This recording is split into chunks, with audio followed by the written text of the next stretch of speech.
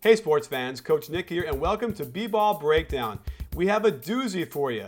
Today we'll look at the Lakers' Princeton Offense and what the deal is because everyone here wants Mike Brown's head on the platter and get rid of the Princeton Offense.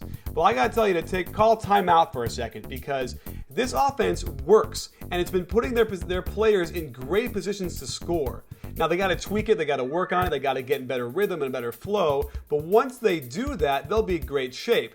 Now, their defense, on the other hand, is really terrible, ranked 27th in the league. So when you look at their offensive rating, which is 9th according to Synergy Sports, and Hollinger has them ranked 5th, you can see it's clear that the scoring is not the issue and will not be the issue because you know what? It's going to get even better as they get more used to it. But the defense is for another breakdown, so let me show you what I'm seeing in the Princeton offense. Let's start by looking at the Princeton offense at its best. When you see Steve Nash cut through the lane, he'll get a pin down and then a pitch back from Dwight Howard. It forces help off of Kobe Bryant of all people, who gets a wide open shot. By sending Kobe to the weak side, he can attack with the defense having to move with him, and that makes him lethal. Same play, but when Nash falls down, watch Kobe be able to cut back door for an easy deuce. Here's the basic Princeton at its finest. Kobe gets a shuffle cut back screen for a layup down low. These are easy shots for him. There are triggers with the Princeton. When Steve Blake does a spin move, that triggers Jordan Hill cutting back door. And watch Kobe on the weak side set a down screen. That makes him very dangerous as the play goes away from him, only to come right back for a rhythm three. Splash.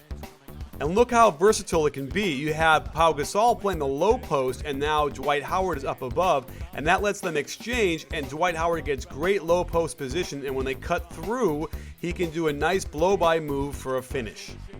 The Princeton even lets them get into my favorite play, the pinch post. Watch Pau Gasol screen down for Kobe and then open up on the pinch post for the play. Nice little slip pass and a finish at the rim for Kobe Bryant. And even when the plays start to bog down and Kobe wants to ISO, there is so much movement on the weak side that guys don't stand around watching, they cut to the hoop and they get layups.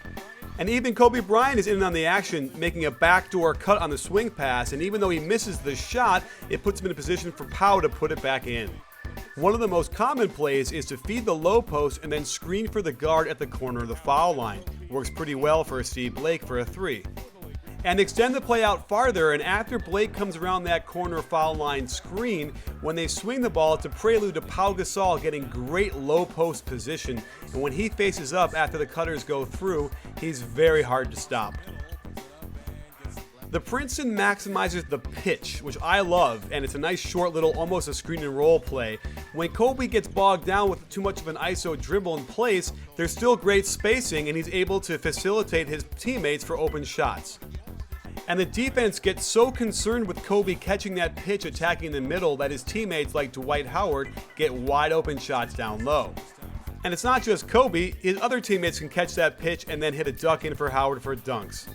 So anytime they do that pitch, the defense has to be very concerned with Dwight Howard, and that opens up things for everybody else. On the cut off of the low post, which is what's demanded by the Princeton, look how that becomes a screen for Gasol and a great pass by Howard, something he's not usually good at. The Lakers are running a lot of splits in front of the post, which means that they hit the low post and then set a screen in front of it, and here comes Kobe around to get a nice penetration and a foul. Same play, and here comes Kobe around for a dunk this time. They can also run the split from the high post, and here Blake will set a screen, and here comes Kobe around, and on the fake, they'll get a swing pass, and Metta World Peace gets a nice open in-rhythm three-pointer that he can knock down. Remember, the weak side screener is the most dangerous player, and the Princeton offense is full of these plays. And we all know Pau won't miss many of these. We all know the Princeton takes time, and so it's just a matter of practice before these guys start making these layups and dunks. And when Nash gets back, it won't be Steve Blake trying to throw this lob so poorly. They also need to learn when and where they can attack the rim. Here, Metta World Peace goes right into the teeth of the defense where everybody is and ultimately turns it over. But watch how this offense is getting them some amazing shots. It's just a question of execution. And look how good Nash will be once they all get in sync. Off that high post split, he comes and attacks.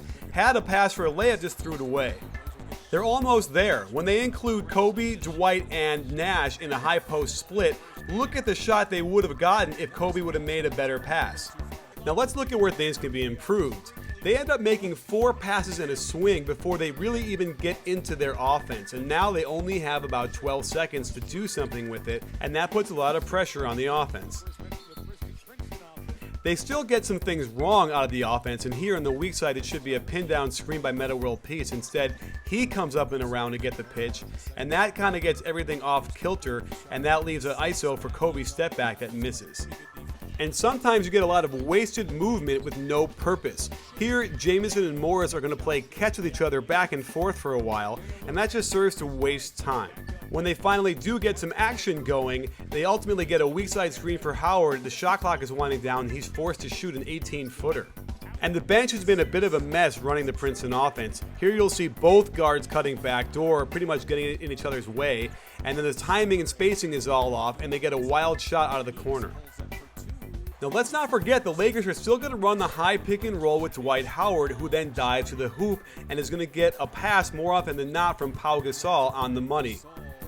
This is how Dwight Howard has made his living so far, and it's really almost impossible for the defense to stop because he's so quick and so powerful. And when teams do try to stop it with a help defender, it only opens up shots for his teammates like Pau Gasol. And Pau doesn't have to settle for a jumper on these plays. Watch what happens when Dwight gets it and they cut to the basket.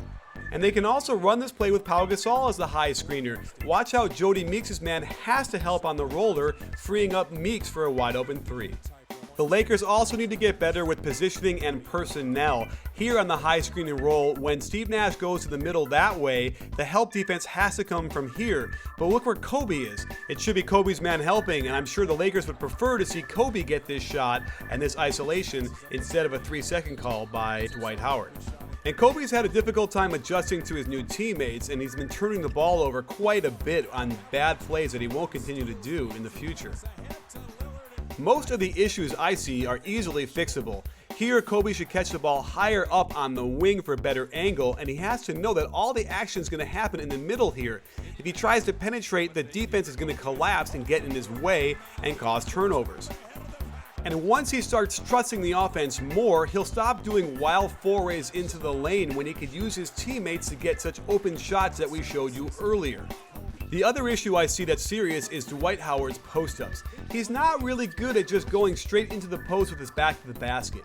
He's much better when he can set a high screen and roll, dive to the basket, and then execute a quick move or get a lob. But when you try and throw it in directly when the defense is all set up ready to guard him, his footwork isn't perfect. It's just not his strong suit. It's not something he does great.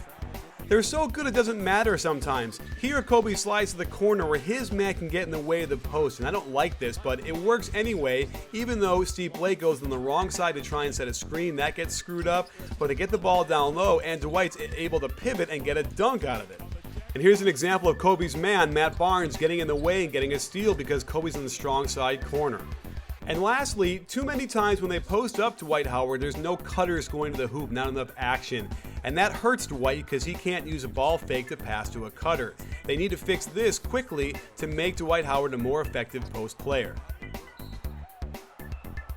So there you have it. It's not the offense. They're going to work on it. They're going to get it fixed. It's going to be a lot smoother. It's already doing really well.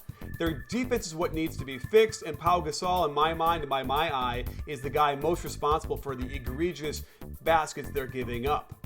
But don't forget, you got to get on Twitter on B-Ball Source and follow us because we have a conversation every day that talks about everything in the NBA. And if you're not there, you're missing out. And don't forget our effing fantasy show every Sunday at 5:15 Pacific because we're dropping straight knowledge on how to win your fantasy league. Because don't forget, at B-Ball Breakdown, it's not a channel, it's a conversation. You win.